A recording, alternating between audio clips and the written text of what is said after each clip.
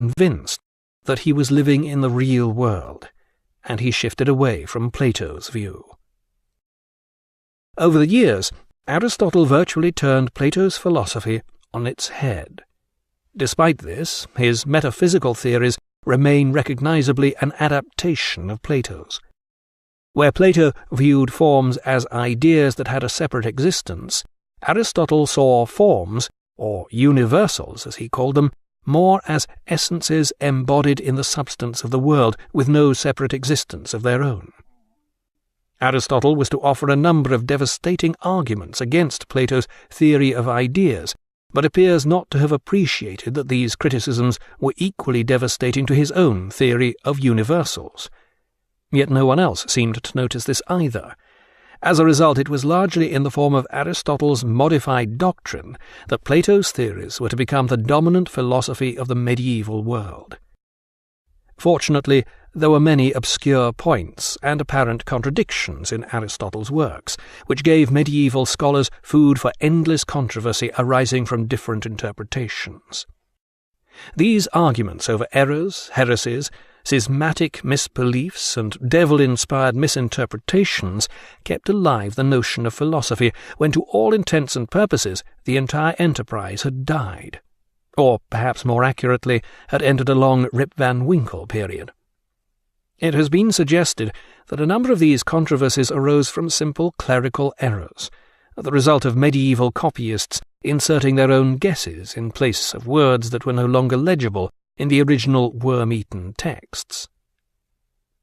In 347 BC, Plato died, and the position of head of the academy fell vacant. Half a dozen of Plato's most able colleagues judged there was only one man fit to take over this prestigious post. Unfortunately, each of them had a different man in mind, usually himself. Here Aristotle was no exception. To his disgust, Speusippus, Plato's cousin, was eventually given the job.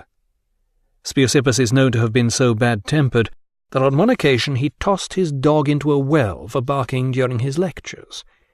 Eventually, he administered euthanasia to himself after becoming an object of public ridicule during an exchange with Diogenes the Cynic in the Agora.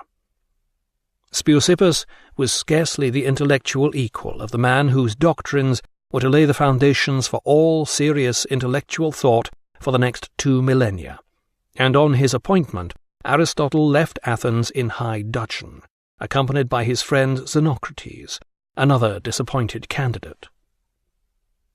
Aristotle sailed across the Aegean to Atarneus, where he had spent his youth. This was now ruled by the eunuch Hermias, a Greek mercenary who had managed to take over this corner of Asia Minor. On a visit to Athens, Hermias had been highly impressed by what he had seen of the academy, and he now welcomed Aristotle with open arms. Hermias was determined to make Atarneus a centre of Greek culture, and Aristotle began advising him on the best way to go about this. Aristotle's political philosophy consists largely of an examination of the different types of state and how best they can be run. His understanding of politics is profound.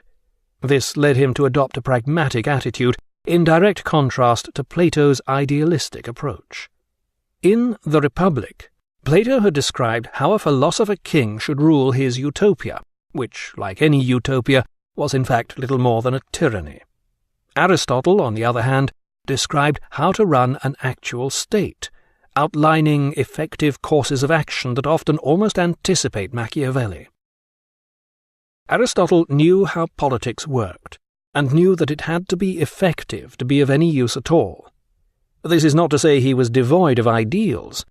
On the whole, Aristotle believed that the purpose of the state was to produce and support a class of cultured gentlemen such as himself, though he understands that this is not always possible. For instance, in order to run a tyranny successfully, its ruler must behave like a tyrant. In such a police state there would be no room for Aristotle's cultured elite. Although at one point he does suggest that there is another way to run a tyranny. The tyrant can assume a religious pose and adopt a policy of moderation. Some say this moderate approach is the one Aristotle probably adopted while tutoring the tyrant Hermias. In my view, this is unlikely. Yet I am not suggesting that Aristotle would have advocated his own recommended means for maintaining a full-blown tyranny, which he described in chilling detail. In Aristotle's view, if you wished to run a tyranny properly, it was necessary to run a tight ship.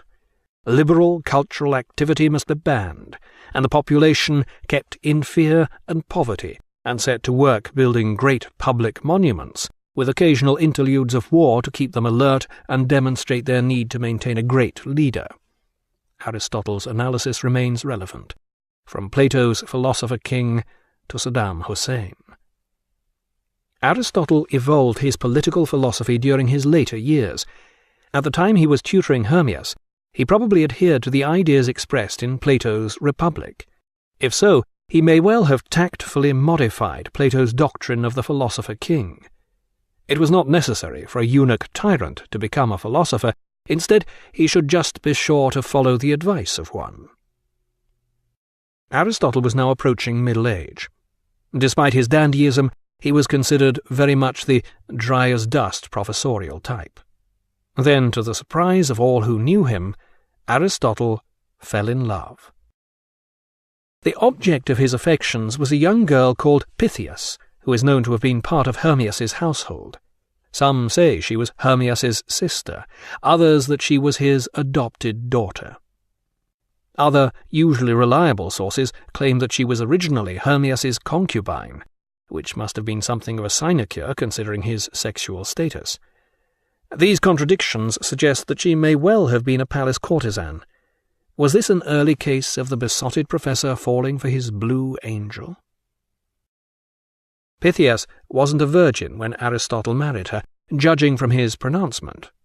Once they have actually become married and call each other man and wife, it is quite wrong for a man or a woman to be unfaithful, implying that before this, it's okay. This pronouncement is found in Aristotle's remarks about adultery, and it appears that on such personal matters he was in the habit of generalizing from his own rather limited experience. In his remarks on marriage, he asserts that the best age to marry is 37 for a man and 18 for a woman, precisely the ages at which he and Pythias were married.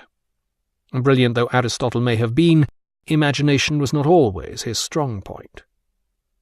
This makes it all the more ironic that in his Poetics, the prosaic Aristotle sets out the most influential elucidation of literature ever written, while Plato, by far the most poetically gifted of all the philosophers, decreed that poets should be banned.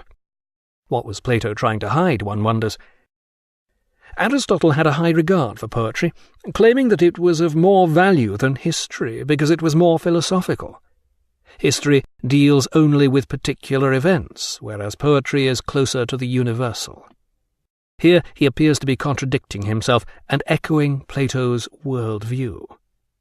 But Aristotle's celebrated assertion that tragedy arouses pity and fear so that such emotions are purged by the performance remains a cardinal insight into the moving but problematic experience of tragic drama. Being a profound and essentially serious character, Aristotle found himself out of his depth when it came to comedy. In his opinion, comedy is the imitation of inferior people, and ludicrousness is merely a painless form of ugliness. Aesthetics can only attempt to clear up the mess created by art, and theoreticians of comedy usually end up on a banana peel. Aristotle is no exception, observing that, to begin with, comedy was not taken seriously. Not long after his marriage, Aristotle founded a school at Assos. 3 years later he moved on to Mytilene, on the island of Lesbos, where he founded another school. By this time, Aristotle is known to have been deeply interested in the classification of plants and animals. One of his favourite haunts for specimen hunting was the shores of the all but landlocked Jera Gulf, whose still blue waters beneath Mount Olympus are as idyllic today as they must have been then. In spring, the slopes are covered by a multicoloured carpet of flowers, and in Aristotle's day there would have been wolves, wild boar, lynx, and even bear in the mountains. The first naturalist's paradise for the first naturalist. In his works on nature, Aristotle attempted to discover a hierarchy of classes and species, but was overwhelmed by the sheer volume of his research. He was convinced that nature had a purpose, and that each feature of an animal was there for a function. Nature does nothing in vain, he claimed. It was to be well over 2 millennia before biology made any effective advance on this notion. Yet no one else seemed to notice this either. As a result, it was largely in the form of Aristotle's modified doctrine that Plato's theories were to become the dominant philosophy of the medieval world. Aristotle was to offer a number of devastating arguments against Plato's theory of ideas, but appears not to have appreciated that these criticisms were equally devastating to his own theory of universals. Aristotle saw forms, or universals as he called them, more as essences embodied in the substance of the world, with no separate existence of their own. At its head. Despite this, his metaphysical theories remain recognizably an adaptation of Plato's. Where Plato viewed forms as ideas that had a separate existence, convinced that he was living in the real world, and he shifted away from Plato's view. Over the years, Aristotle virtually turned Plato's philosophy